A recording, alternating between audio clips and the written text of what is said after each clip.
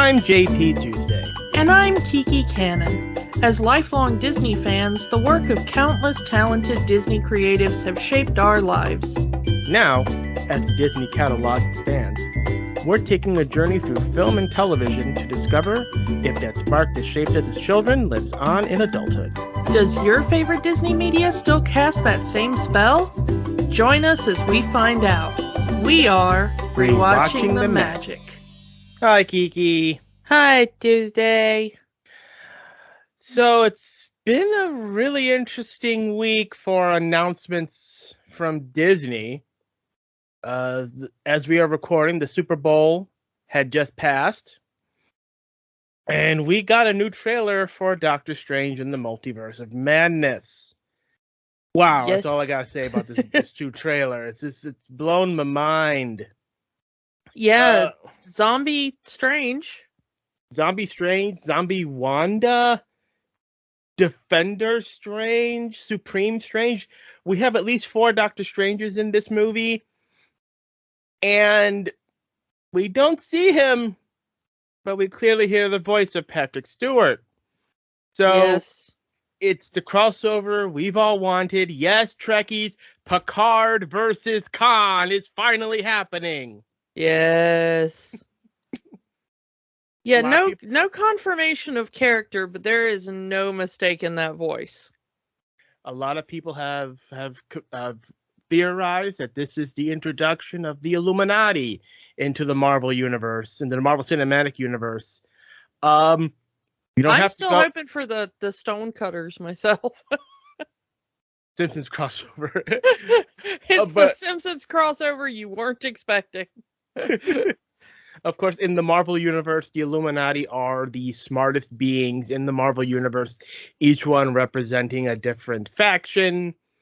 In the comics, it's Iron Man representing the Avengers, Professor X representing the X-Men, Black Bolt representing the Inhumans, Doctor Strange representing the magical side of the Marvel Universe, Reed Richards representing the science side of the Marvel Universe, and depending when it happens, Black Panther.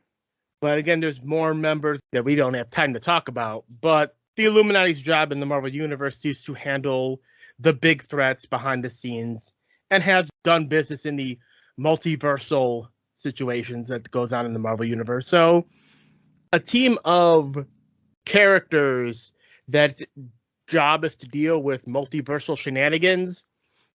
I don't necessarily know if it's going to be TVA level, but it's something.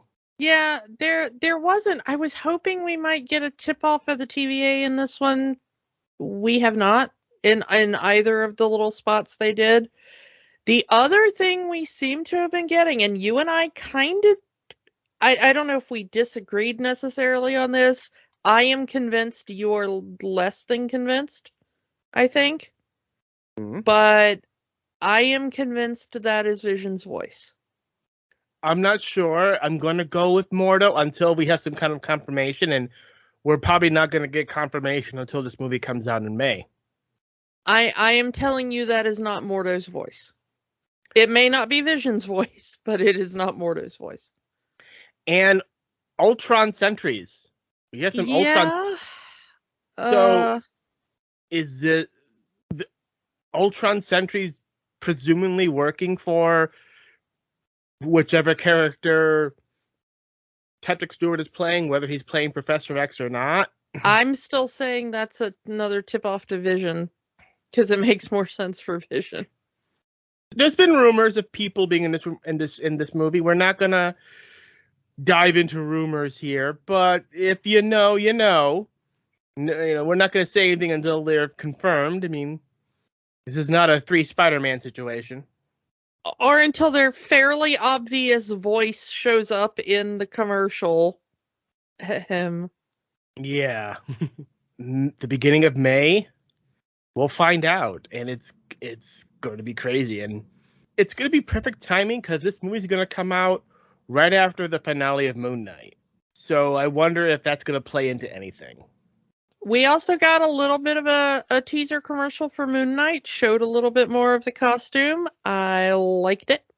We did get some pictures of Moon Knight in a suit, Mr. Knight, as it were. I also liked that.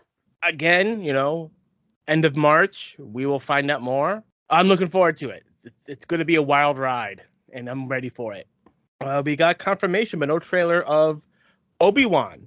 And a lot of people were saying why, it's not going to be on May the 4th, like a lot of people wanted. But there's reasons. Moon Knight, that's going to be the day of the Moon Knight finale. The date that it is going to premiere on, May 25th, is the actual anniversary of the release of the first Star Wars movie. So, that was when we first met Obi-Wan, and now we're getting the Obi-Wan series on the same day. I like that. I think it's a good premiere day. So, yeah. No complaints from me. No trailer yet, but there will probably be one roughly around the time where I would say halfway through Moon Knight. Yeah, I'm liking the teaser poster though. Just Obi-Wan in the desert on Tatooine. Looks really cool. A lot of Tatooine in these Star Wars shows. It's almost like it was the center of the universe. That or an amazing coincidence. But yeah, looking forward to Obi-Wan, looking forward to Doctor Strange, looking forward to Moon Knight. And as we are recording, we just saw the new trailer for Chip 'n Dale Rescue Rangers, the movie. Which is not what I thought this movie was going to be. This is pretty much the Roger Rabbit sequel that a lot of people wanted, just not focusing on Roger Rabbit. He's even in the movie. We see Roger Rabbit in the trailer. Yeah, doing the Roger Rabbit. Yeah. Which is kind of strange. So yeah, the plot of this movie is that Chip 'n Dale have been out of work for 30 years after the ending of the Chip 'n Dale Rescue Rangers show, and we get to see what cartoons do after their show's been canceled. I do not like that they insinuated that nobody knew who Chip 'n Dale were prior to Rescue Rangers, because they were like main characters for the Disney Corporation for a long time prior to Rescue Rangers. A whole series of cartoon shorts. And they have done shorts after Rescue Rangers. So, I mean, it's whatever world they're going to make this in, but it does kind of bother me as a fan of those classic cartoons. Yeah, I like what our good friend of the show, Tony Goldmark, said about it, which was that it's either the most normal trailer they could possibly make out of a very strange film, or the weirdest possible trailer they could make out of what will turn out to be a really normal, boring film. And he can't decide which one it's going to be. And in the trailer we see that Dale has gotten the CGI surgery in an effort to get more work. That's a really trippy thing in the trailer, is that one of them is done in mostly 2D hand-drawn animation, and one of them is a 3D character model. Yeah, all of the classic characters are in 2D. We see the Three Little Pigs. We see Scrooge McDuck, all in 2D. Which props, they're giving the 2D animators some work in this movie. And then they're interacting with 3D memes almost. I don't know. There's a Cats joke in this trailer. It is very strange to just suddenly have a Cats joke in the middle of that. It feels like such low-hanging fruit. This is a Lonely Island movie. Disney is promoting this as a Lonely Island movie. And they're not above the low-hanging fruit if you've seen any of their other movies. And they've done some funny movies. Rockstar was a really funny movie, but they're not above the low-hanging fruit. I don't know. Disney promoting this as a Lonely Island movie, I don't think of Lonely Island as family-friendly entertainment. You know what I mean? Bodily body part in a box doesn't really scream Disney. And I did something in my pants doesn't exactly scream Disney. Yeah, that's what I think of when I think of Lonely Island. Yeah. Probably the most family friendly I think of when I think of Lonely Island is stuff like, I'm on a boat, or Was The Tale of Chronicles of Narnia. or was Tale of Captain Jack Sparrow one of theirs? I think it Yes. was. This is Yeah, the tale of so Captain. you know, it's those are kind of the most mainstream, I guess they get, and even those are like I wouldn't show them to young children. They're still full of swear words. Yeah. Yeah. Um that's not to say that artists that started out doing stuff that was more skewed for adult audiences can't do really cool children's and family media, you know? George Cullen was the narrator for Thomas the Tank Engine for so long. Yeah, I mean, have you seen Taika Waititi's earlier work? Yeah. But you know, a man I would trust with family entertainment as well. But them marketing it so heavily on the Lonely Island brand seems strange. It does make me wonder of where this movie is going to go. And the fact that this is going to be on Disney Plus, and Disney Plus doesn't really do adult humor. But also, did this not strike you as specifically, hello, elder millennials? Yeah. This did not strike me as, I mean, it struck me as maybe family entertainment in the same way the original Muppet Show did, which is to say, perhaps your children can be in the room for this in the fact that it doesn't have explicit swears. But I'm not sure this is targeted at children. You know what I'm saying? This is targeted to people who were watching Rescue Rangers growing up. I.e. us. I.e. Yeah. the Disney adult. Yeah. I think this is a Disney adult film. And I don't mean that in the pejorative sense of I mean, you know, that's our target audience, let's face it. But that is us, you know? Mm-hmm.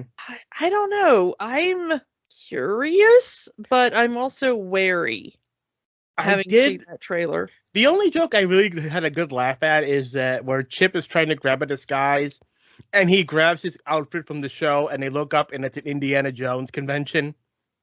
Yeah, it's the Indiana Jones booth at whatever convention they're at. It looks like they're like trying to mock San Diego or something, you know.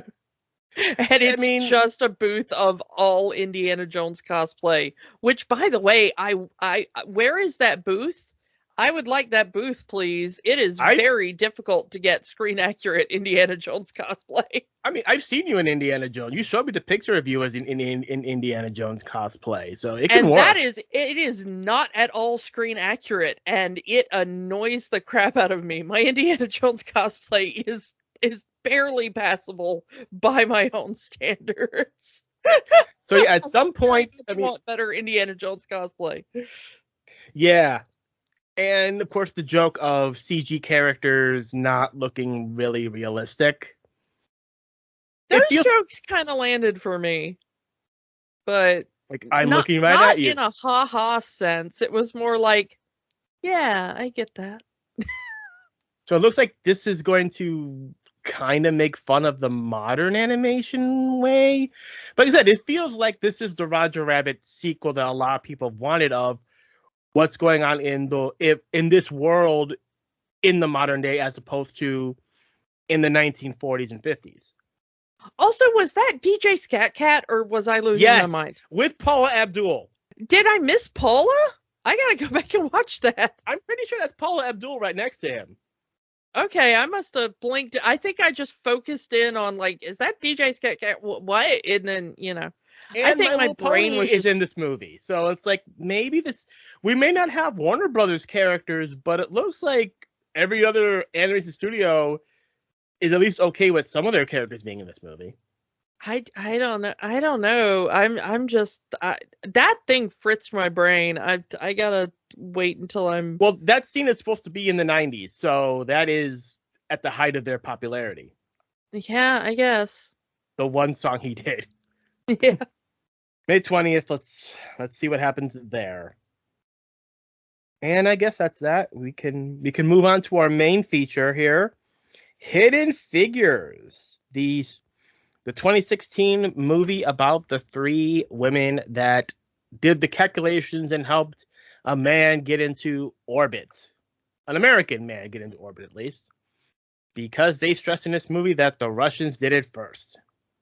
Well, I mean, that part That's is factual. historically accurate. Yeah, but it's like the space race of the 1960s. And that is that's a lot to get through. The thing is that it took a long time, and we're still kind of sorting through it.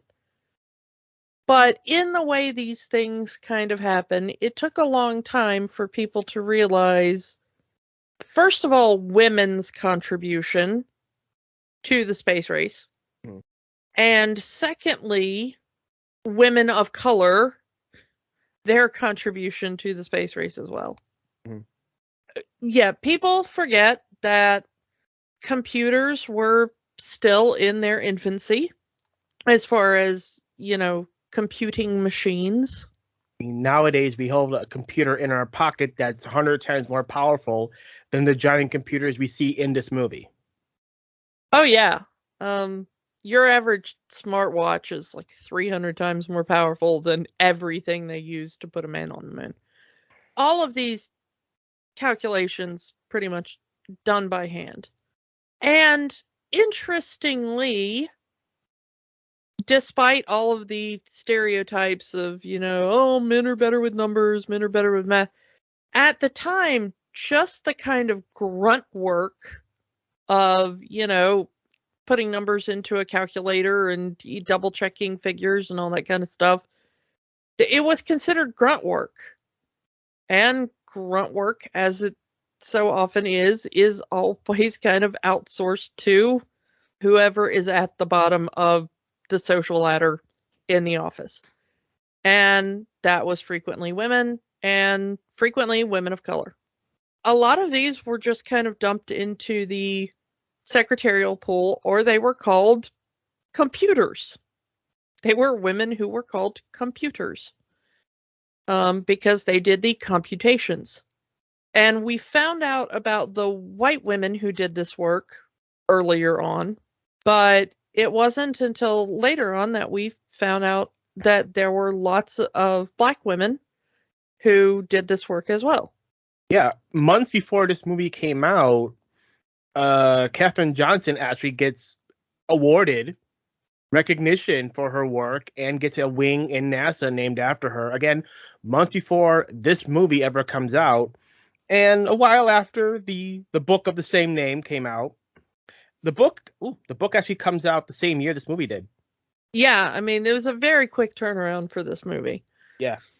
The thing to remember, though, is that as these jobs became more important, the computer programming jobs, the mathematical computation jobs, things like that, as it was realized how important these things were, they began to be taken over by men, as so frequently happens. But initially, they were done by women. So a lot of this early coding work and computing work, all women. And it's kind of interesting to go back and look at the history of computers and mathematics as a whole, just historically. And you'll find a lot of women whose names have been kind of redacted. You'll find people like, Ada Lovelace and things like that, even before computers were even a real thing, which is awesome. And names that are just kind of coming back into the thing. So I'm glad we're learning about women like Katherine Johnson now and all that, because I want them back in. And we've talked about doing this movie for a little bit now, since the Fox buyout, because it's like, well, now it's in the Disney catalog and we can talk about it. So seemed a good time. This is the time of year, not only for Black History Month, but also this is the time of year when historically a lot of the space launches happened. in NASA space shuttle launches and stuff this time of year, because this is when the good weather in Florida and Texas is. You don't really have to worry about hurricanes and bad thunderstorms so much this time of year. So this kind of early period of the year is when they would do space shuttle and rocket launches, back when NASA was still really heavily doing those. So it's a good time to talk about space stuff. Did you see this movie in the theater? Because I did. I can't remember if I saw it in the theater or as soon as it came out, but I know I saw it before the Oscars that year because it was nominated for a few things, I think. It was nominated for Best Picture. Did not win, but it was nominated for Best Picture. I actually saw this, I think, in January when it became a wide release. Saw it the same week I saw another Oscar-nominated movie, La La Land, which I have never seen. When I came out of the movie, seeing Hidden Figures, I said, I even put it on social media at the time, if this movie isn't nominated for Best Picture, it's a travesty. It should win, but it probably won't. Because in my mind, I think, well, La La Land is a lock-in because there's nothing that Hollywood loves is when Hollywood pays tribute to Hollywood. That is true. And, I mean, it didn't win. Moonlight ended up winning the Best Picture that year, which, fair enough. It was the first LGBTQ movie to win Best Picture, and it deserved it. But at the time of seeing Hidden Figures, I really wanted Hidden Figures to win Best Picture. That's my little rant on it. It deserved its nomination, but at the time that the movie was first released in January of 2017, I wanted it to win. Again, it did get a release in the Christmas of 2016, so it could qualify for the Oscars. It had a limited run, but January 2017 is when it had its wide release. Yeah. Anything else you want to talk about before we get to the cast? It's another one that got filmed in Georgia here. Just kind of bounced all around north and central Georgia for all those little small town shots that are supposed to be in Virginia. In fact, Georgia. Yeah, they assembled a really excellent cast for this one. You want to get into it? Yeah, let's go for it. We've got Taraji P. Henson playing our main character, Katherine Johnson. She's got the Disney connection through Wreck-It Ralph because she shows up shortly after this in Ralph Breaks the Internet. She is, yes. She does a lot of work with Tyler Perry. She is in the remake of The Karate Kid, the one that had Jaden Smith in it. And she's about to be in the remake of The Color Purple. Ah, I did not know that. Yeah. Also, in Curious Case of Benjamin Button. She also plays Constance Hatchaway, the bride in Muppets Haunted Mansion. She is so much fun. If you ever watch her in interviews and stuff like that. I love watching her show up on things. Recently, there's a new show. I don't know if you've seen it, but there's a new show called That's My Jam. I've not heard of it. Yeah, it's like celebrities come on and they do like weird music-based game shows with Jimmy Fallon. But she was in an episode where she was on one team and Taika Waititi was actually on the other team that she was competing against, and she was hilarious. So it's a really weird show, but yeah, go look it up if you just like weird improv comedy stuff. I don't even know how to describe it, but it was very funny. Playing Dorothy Vaughan, who is a mathematician who ends up working on some of the early IBM computing, We've got Octavia Spencer, who is wonderful. She's amazing. Yeah, I think the last time we talked about her was Spider-Man.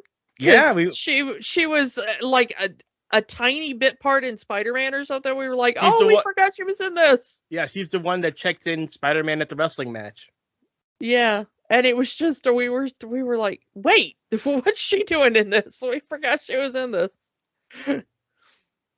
But yeah, I mean, where do you start with her? The Help, because I mean that got her an Oscar. She's in one of my favorite movies, Snowpiercer. She's in the Divergent movies. She's in Shape of Water for Guillermo del Toro, who we've talked about before. Mm. I mean, come on. And the Percy Jackson series. Yeah, and she did she was in Zootopia. Zootopia. We talked about her there, and we haven't talked about it yet on the show, but she did Onward. Yeah. As well for Pixar. So, yeah, no. She does a lot of stuff. And a few years ago, she had that amazing performance as Ma. You know, I haven't seen Ma yet, but I hear such amazing things about it. I hear she is absolutely terrifying in that. Oh. We've got Janelle Monáe as our third member of our trio here, playing Mary Jackson, the first African American engineer at NASA. African American female engineer, at least. There may have been a man before her. I love Janelle Monáe. Can I just say that? Go ahead. Yeah. Oh my goodness, I love Janelle Monáe. Her music is just so good. You know, I knew her as a singer, you know, a musician. And then she just is like, oh no, but I act too. Yeah. And I was like, oh, you do. Oh, so good. And this was only like her third film.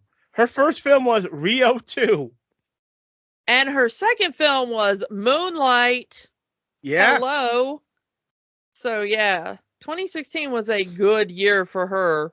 She's got the Disney connection too, because she goes on to do Lady and the Tramp, the remade version where she does Peg. Yeah, and we just talked about it last week with Peggy Lee, yeah. So she takes over for Peggy Lee in that role. And she's really good in that too. She does such an awesome job. The thing I'm waiting to see is she's going to be in that Knives Out too, that everybody's going to be in. And I loved the first Knives Out. I did too. I can't wait for the sequel, see where they're going with this. Yeah. She does such a good job in this. Just right from the first scene, you know exactly who her character is. The very outspoken and very promiscuous version of Mary Jackson in this movie. Yeah. It's Sunday. Control yourself. I will not. Yeah. We've got Kevin Costner in here as a made-up character who's kind of a conglomerate, I think, of several real people. But they give him the character of Al Harrison, who was, at least from my understanding, not a real person, but kind of a mashup of several real people, I think, who were various supervisors at NASA at the time. Makes sense. You know, take all these, instead of having several of these characters talk to her, have it be one character, and you can add her. You can have your big name actor like Kevin Costner. We don't need to tell you who Kevin Costner is. Yes, you should know who Kevin Costner is. There was a bit of controversy involving that character, saying that it was the white savior trope in this kind of a movie, which I can see it. I mean, apologies if I'm getting that wrong, but I I do think that that is correct, that he was one of the characters that was made up. Because there are several characters in the film that are composites like that. There are a few that they've added like that, like Paul Stafford as well, which is played by Jim Parsons. Everybody should know Jim Parsons is Sheldon Cooper. Yeah. And playing also playing against Ty, because he's playing a real a-hole in this movie. And this time he's playing an a-hole who knows he's an a-hole. Jim Parsons, of course, with the Disney connection as well, because he's in the Muppets. He's the alter ego of Walter. In Manor Muppet, yeah. Yeah, in Manor Muppet.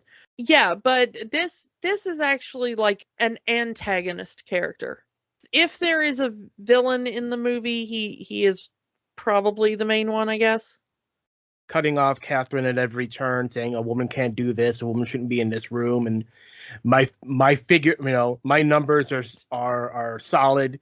You're just a dummy. Yeah. And I guess they did this they made that a composite character rather than just call out any one, or have several characters kind of be an a-hole to her. They didn't want to. So having all of that character onto one character makes sense. Again, you can get a well-known actor to play that part. Well, but also, I mean, I hate to say it because, we do talk about wrong then, wrong now. Mm-hmm. But there is kind of a thing about just going back in time and plucking a random person in an office out of history and be like, you are the cause of racism. Yeah. So if you're going to do composite, look at the racist, I guess it's better to kind of give it a fictional name. Yeah. Rather than some random NASA office worker's family catches heat, 50 Fair years enough. later for, the culture of the time, I guess. Mm-hmm.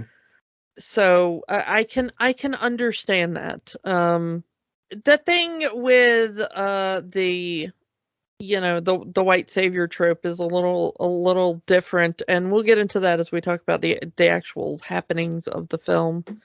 Kirsten Dunst is in this as Vivian Mitchell, probably the other antagonist, who I think was also just a composite.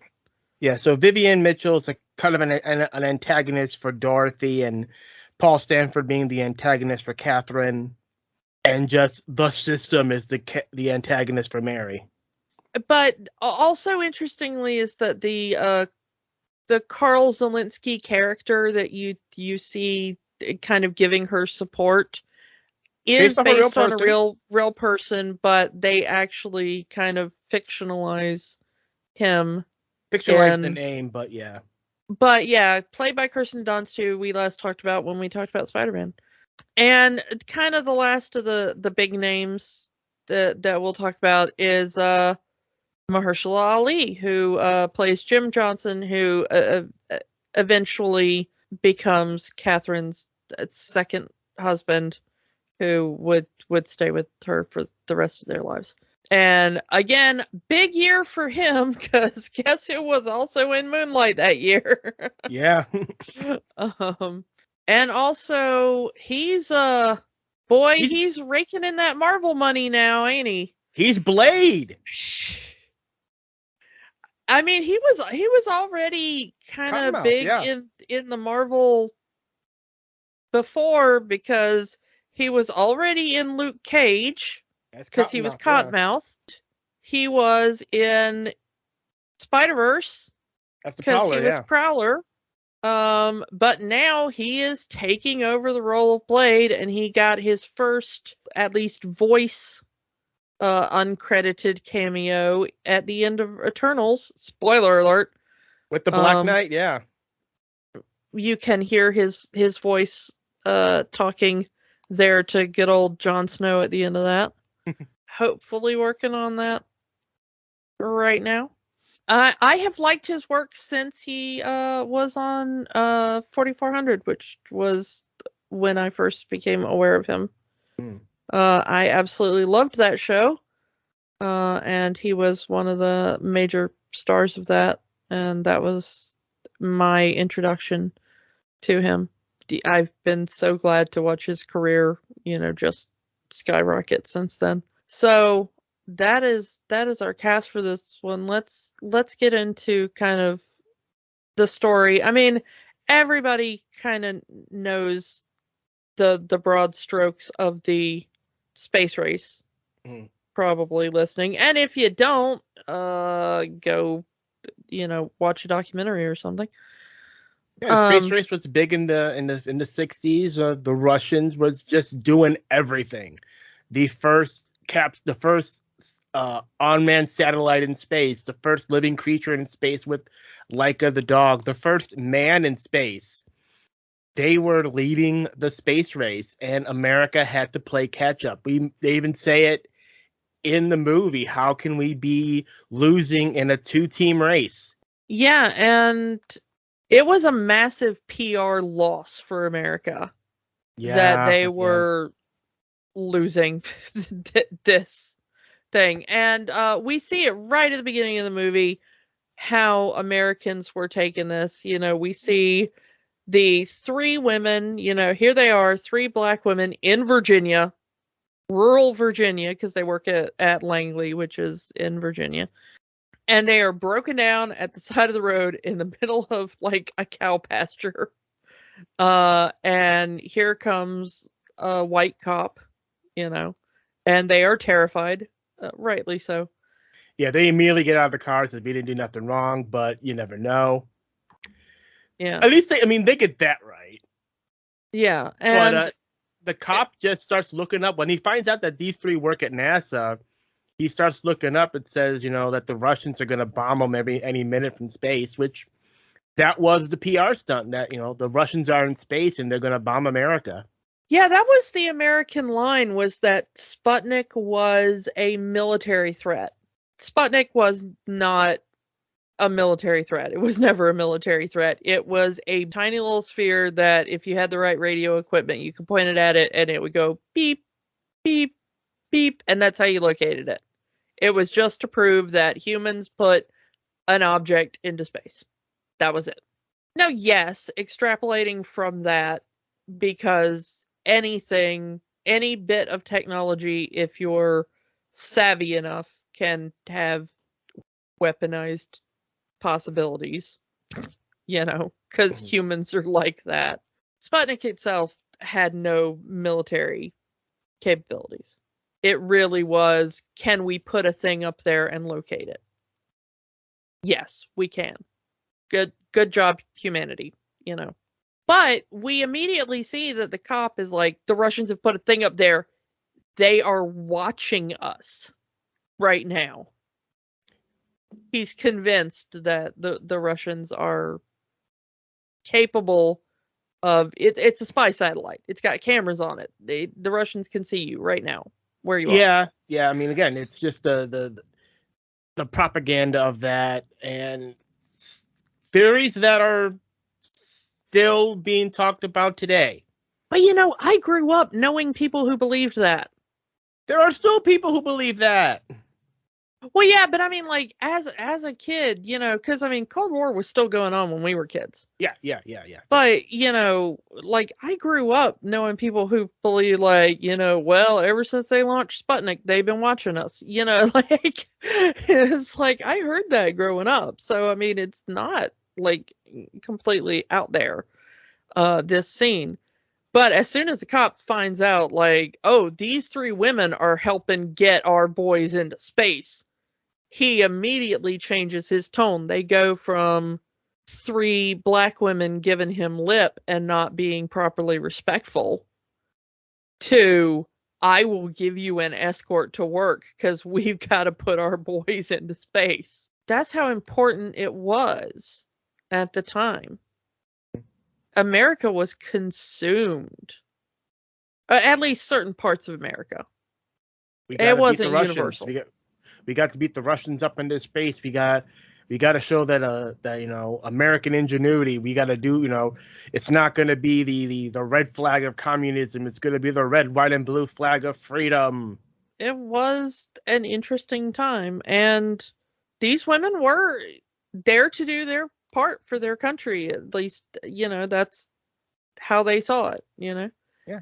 And I do love the sort of introduction to Katherine is that we see her in school looking at the shapes in the glass, and then because there's no other way. I guess there's no better way to show that this woman is extremely intelligent than having her show off that pretty much she knows everything about mathematics. I always find it fascinating how people choose to externalize the workings of a mind.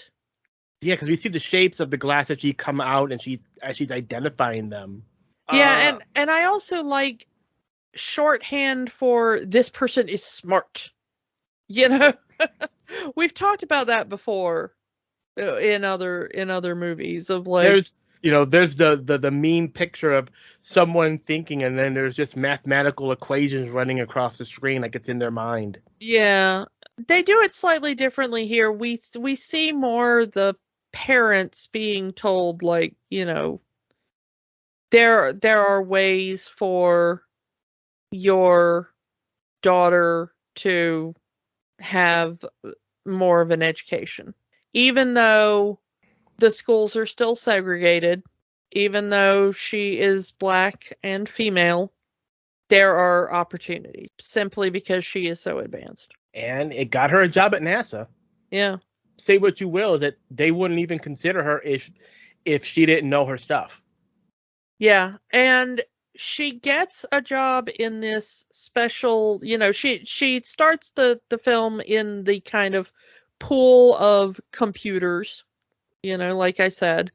This group called the Space Task Group needs a person who knows analytic geometry. Dorothy Vaughan stands up for her. Katherine's the one you want. She can do any calculation you put in front of her. Meanwhile, Mary is the one that has the engineering mind, and she gets sent over to where they're working on the heat shield. And she almost gets herself in trouble because her heels get caught.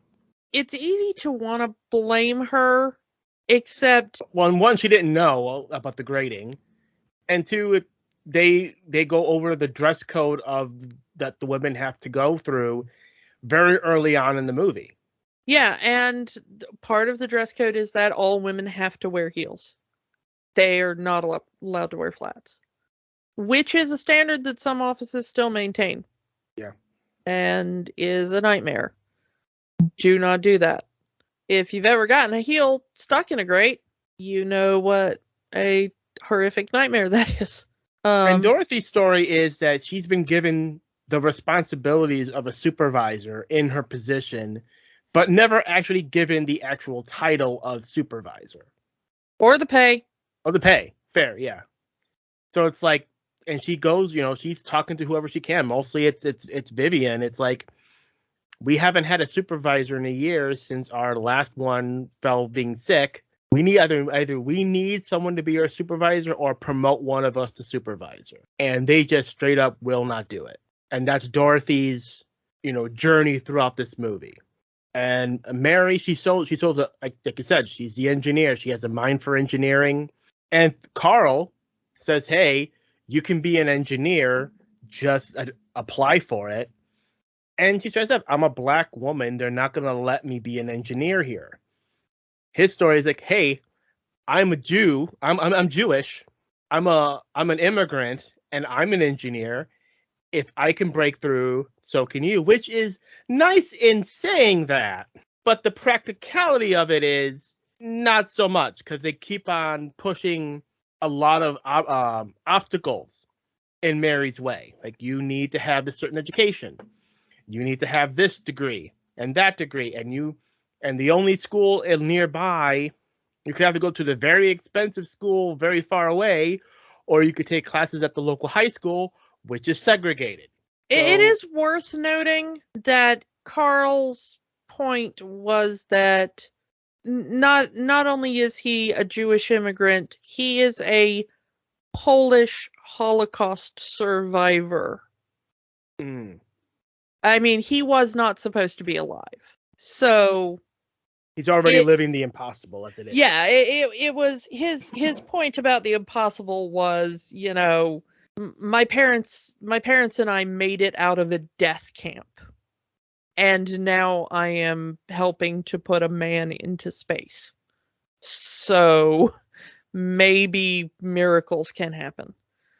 Which has slightly more weight than I am also from a minority group. I will at least give him that. But yes, it does seem, I don't know if the movie is trying to imply that they changed the rules to prevent Mary from going. I mean, Vivian does put an addendum into the employee manual for that. Yeah, it seems like this was seems like it might have been a specific Mary is getting ideas, so we made an addendum, or it could have just been, you know, it's always hard to tell in situations like that sometimes. The movie implies that it is a recent change, just because Mary wants to be an engineer, and the powers that be do not want a black woman as an engineer at NASA. That is always the insidious thing about racism, because it is so difficult to prove. That's why they have called it systemic racism. It's built so into the system. Prove, like, did you do that because you got the inkling that this one black woman wanted to be an engineer and you wanted to stop her? Or was it timing that just happened to work out to stop this one black woman, you know? Mm-hmm. And it's so difficult to be able to prove, which is the point of systemic, you know. Yeah. This is the thing that is interesting, because it is a point in the movie, but it's a point that Dorothy brings up.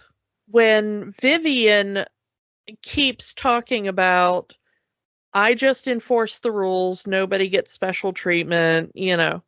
And at one point, when Dorothy comes up against yet another brick wall to her advancement, Vivian looks at her and very kindly says, you know I don't hate y'all. And Dorothy says, I'm sure you think you don't. I love that line. And it's such a perfect line. Because honestly, it's so true.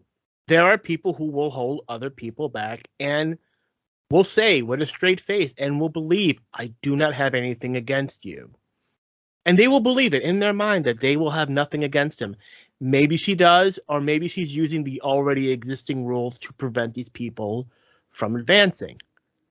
Again, like you said, can't prove it. You know, I love that line. I believe you, you know, you believe you do. So I believe that you believe you do. You know, I've had that exact same conversation with other white people when I've had other white people say to me, like, you know, I don't have anything against insert minority group. Or disabled, because you are disabled.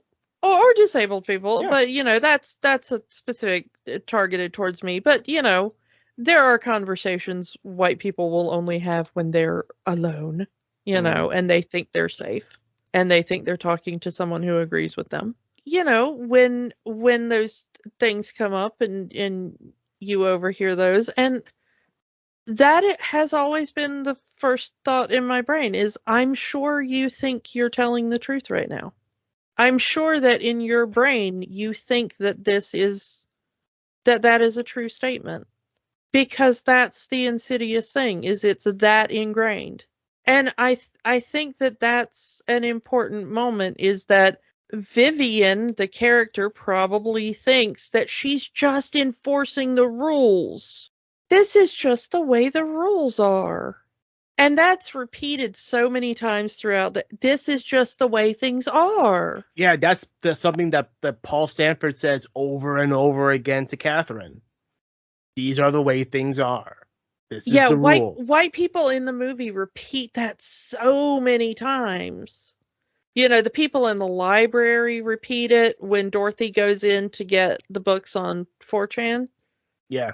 Fortran, excuse me. That was a weird slip of the tongue. 4chan in 1961. I don't want to think about how that would be. It would be no different than it is now. It's just There. no. But you know, but when she goes in to get the programming books and you know she wants to learn how to code, there's the the segregated sections. And of course they're not going to stock books on how to program computers In the black section. in the black section. They're going to stock it only in the whites only section. And when she goes, the librarian says, well, that's just the way things are. And it's such a repeated phrase over and over. That's just the way things are. That's just the way things are. And it just hopefully makes your skin crawl every time you hear it. And it should. I mean, it really should, if it's hitting the right way. And honestly, in the real world, it should make your skin crawl. If you ever hear anybody utter the phrase, well, that's just the way things are, you need to stop and question it, no matter what it is. Now, there may be a good reason for it, but if you ever hear that phrase for anything, stop and question, why are things that way, and should they be that way? And it may turn out that they're that way for a reason, a good reason.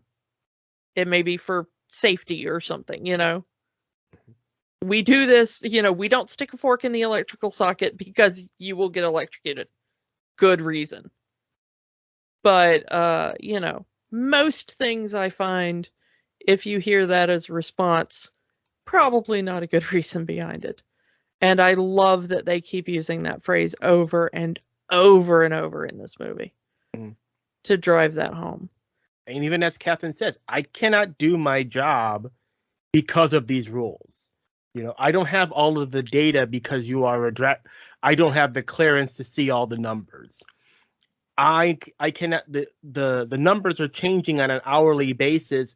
I need to be in the room where it happens so I can get the data so I can adjust on the fly.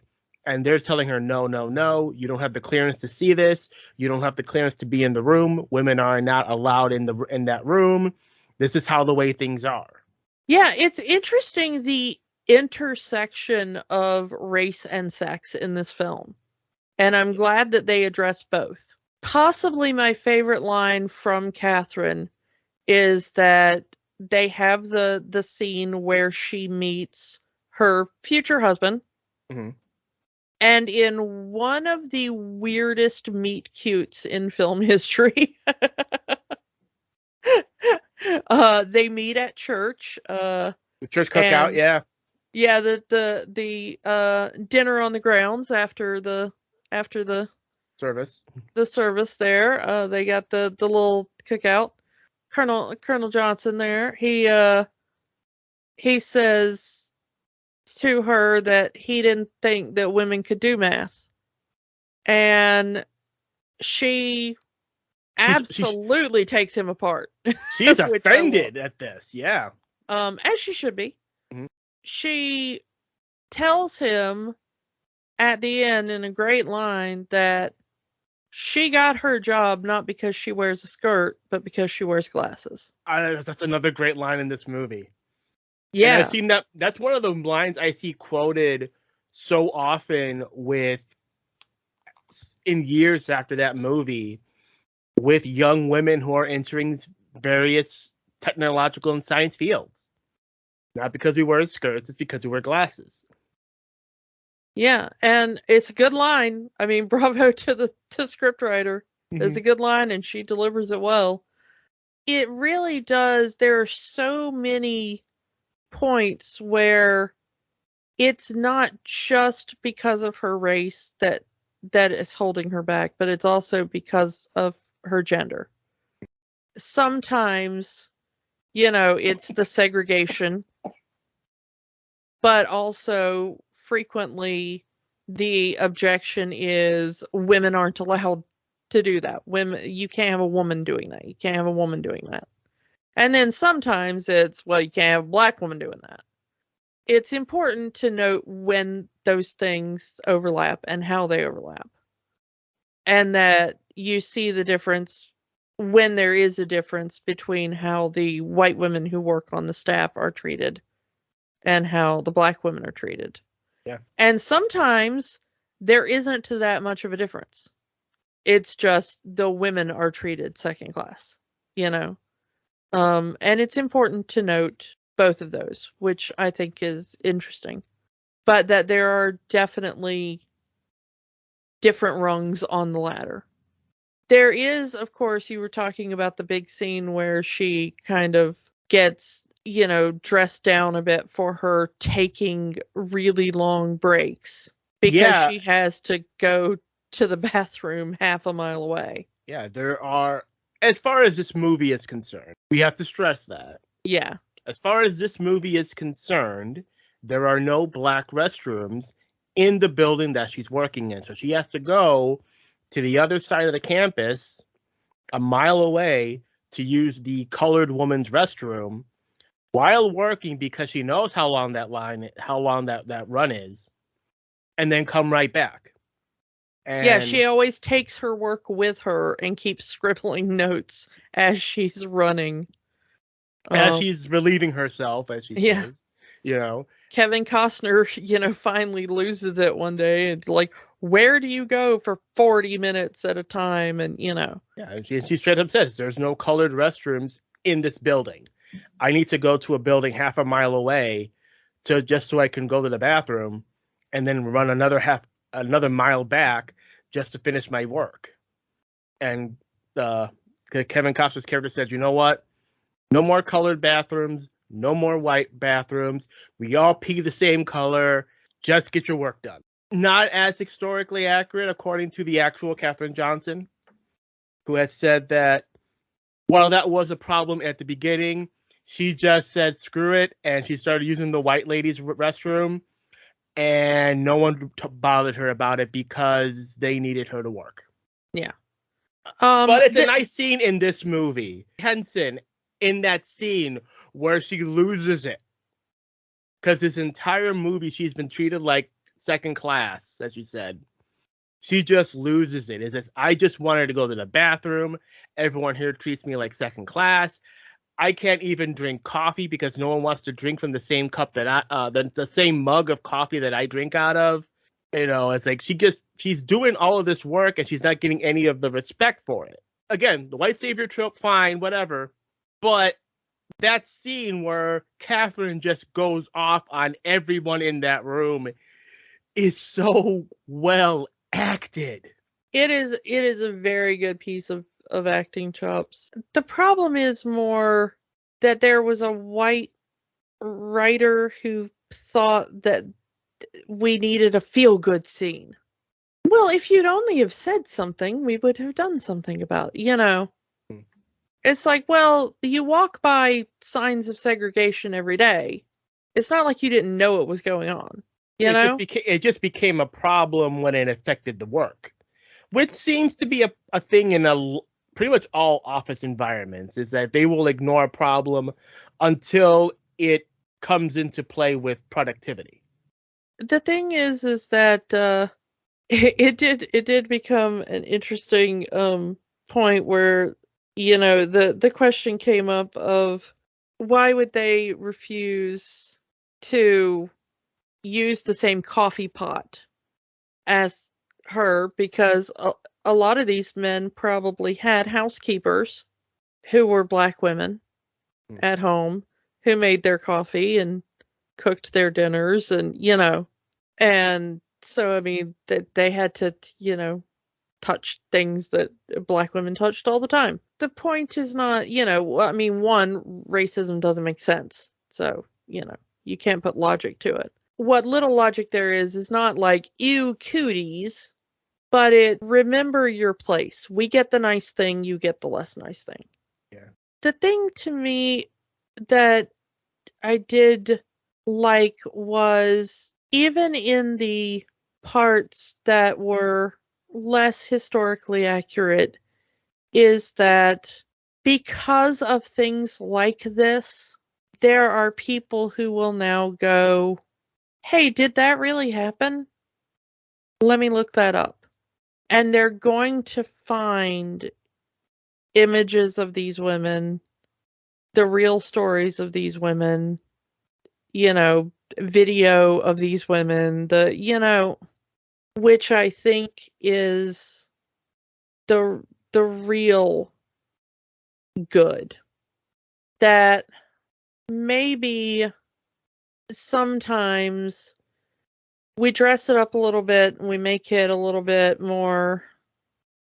Got to be a little bit more dramatic. It's got to make sense. It's got to make a good movie. Yeah, because sometimes that we smooth over it stuff in some respects. Although I find a lot of times real life biographies to be much more interesting sometimes than the movies that are made off of them.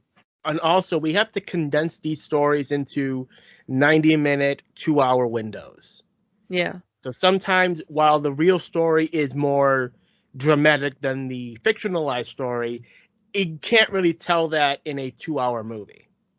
Yeah, the thing is that I think Catherine's children were older. Like, I think they were teenagers around this time. So, here they're very adorable younger children that are, here's a picture of you standing next to a rocket ship, mommy, which is much more adorable than like, yeah, mom, whatever. You're like doing math for rock. I don't care. I'm going to go to a dance now. Like, which is a teenager response. This dude wants to date you. Yeah. It's like, it's less like, are you going to marry the nice man, mommy? More than like, so you going to hook up or what? Like. Yeah. That's the teenager response, which is less of an adorable movie. I don't know. I get it. But I think the good that it does is that it at least makes the right people interested in finding the story. Mm-hmm. Or you can read the actual book that this movie is based on, which has the actual facts into it. Well, that's what I said. The people that would be inspired by these women, they will see something like this and go like, wait, there's a book? I must read that book, and then they will find it, they will dig more into it, they will do more research, and then they have new heroes to look up to. Mm-hmm. Again, heroes for women and heroes for Black people. Yeah. Yeah. And there's a lot of talk in the movie about, advancement for one of us being advancement for all of us. There is some truth to that, I think, when you're dealing with people who have been marginalized and racialized in that way. Yeah. One person gets through the door, that means someone else could follow. Yeah. Even though there are those inaccuracies, like Mary didn't have to go in front of a judge to fight for it. It's a good scene. And the line is good. The line reading of Jillian Monet just saying, hey, you could be the first this, the first that. It's a great line. That whole scene is very good, but again, didn't actually happen in real life, but it's good for the movie. Yeah, and it's good writing. It's one of those things that like, ooh, don't you wish you could say that sometime? And sometimes in these fictionalized movies, the characters are saying what the real person wished they could say. Maybe sometimes it's a thing somebody out there needs to hear. Yeah. Like I said, I think the real thing is kind of what they went on to do in bringing this film and showing it to, like groups of Girl Scouts and saying like, hey, don't you want to think about a STEM career? Yeah. Or whatever, showing that here's how Katherine used her skills to help figure out, re-entry points for John Glenn by hand, that we wouldn't have probably been able to get him back to Earth safely without her. I was going to say, one thing I did like in this movie is the use of historical footage. Yeah. Actual footage of the rockets launching, footage of Dr. Martin Luther King, footage of John F. Kennedy. I'm glad that they used that rather than have an actor play John F. Kennedy, have an actor play Martin Luther King in those scenes. Because I feel like it's more real in that sense. As grainy and old as that footage is, to have the actual historical footage in the film. Yeah, and I liked that they set it against, here's the space race, but also here's what was going on with civil rights at the moment. Yeah, there's a protest of segregation must go, because that was what happened. That's what was going on in the world at that time. Yeah, and the bombing of the Freedom Rider bus. It was so interesting to see their mix, like you said, of the historical footage, and the Russian footage too, because all the Russian footage was historical footage. The idea of taking this grand project and focusing in on this small kind of part of it. You're not focusing in on like the grandiosity of like, well, here's the guy that's strapped to the rocket, Mm-hmm. If that decimal point had been off, we'd have lost that guy. I mean, they even say it it happens in the film where they lose one of the ships on re-entry. It sinks because the numbers were off, because Katherine did not get the full unredacted documents because she didn't have the clearance. Yeah. It is true that John Glenn did ask for Katherine to verify specifically the IBM calculations, because he didn't trust the machine as much as he trusted her. I mean, to be fair, the machines were fairly new at the time. Like you said, it was in the infancy of the IBM computer. So to have a human double check, especially as he says in the movie, the smartest one in the room, double check the numbers. Yeah. They did shorten the time frame in there. In the film, she is running as he's about to be launched.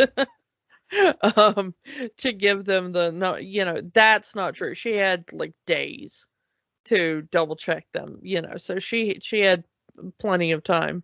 More dramatic again. You got to make it look more dramatic in the movie. Yeah. You know me, I am not a math person.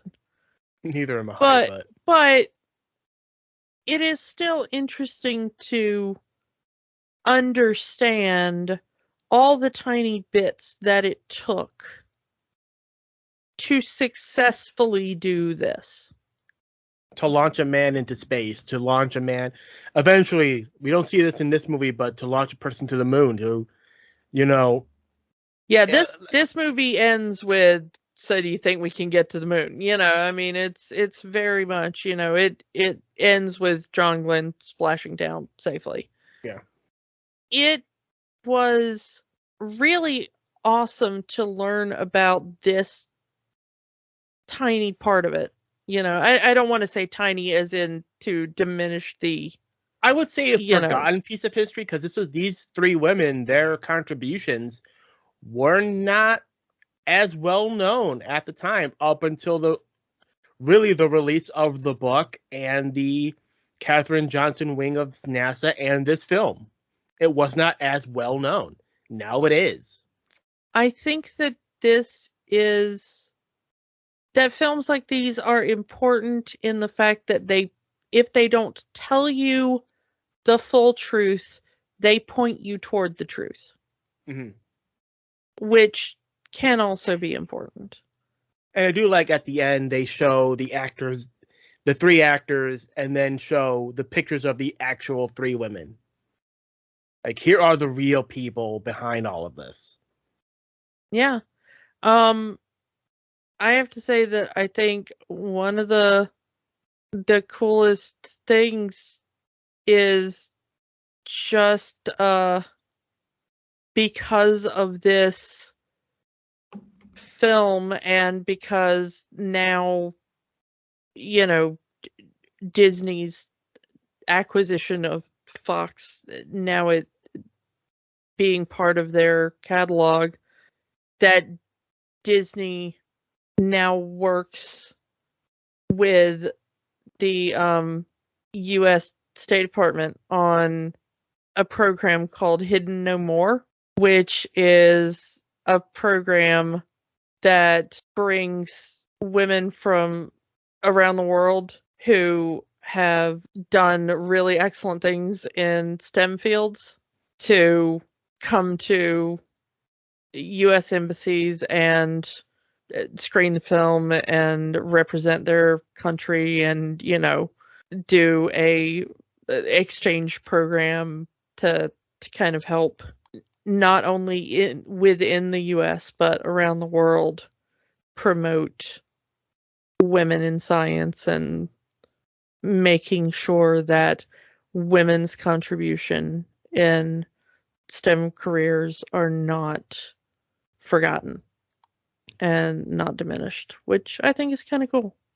So on that, let's ask the question, does Hidden Figures have the magic, Kiki? I would say yes.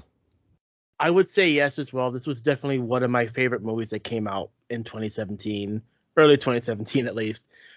And yeah, this is fictionalized, but it still tells a great story. It still introduces the story of these 3 great women and the contributions that they had to the space program. And, you know, I'm glad that they were recognized by this movie and their story were told. Yeah, I really loved going through this one again and having you know, an excuse to talk about it, because we've been wanting to do it for a while. Since the merger. So yeah, thumbs up for me. Still a good movie. Yeah, go watch it if you haven't seen it. It's very good. On Disney Plus, it's amazing. So let's move on to next week. Next week, we are taking a look at Strange Magic, the first Lucasfilm movie to be released by Walt Disney Studios. It's going to be a very interesting episode next week. So come back next week, and we will talk to you all then. Bye. Don't let the magic stop here. Join our conversation online on Facebook at Rewatching the Magic, Twitter at Rewatch the Magic, and of course, new episodes every week at rewatchingthemagic.podbean.com. Remember, the magic is for everyone. It only stops if you let it.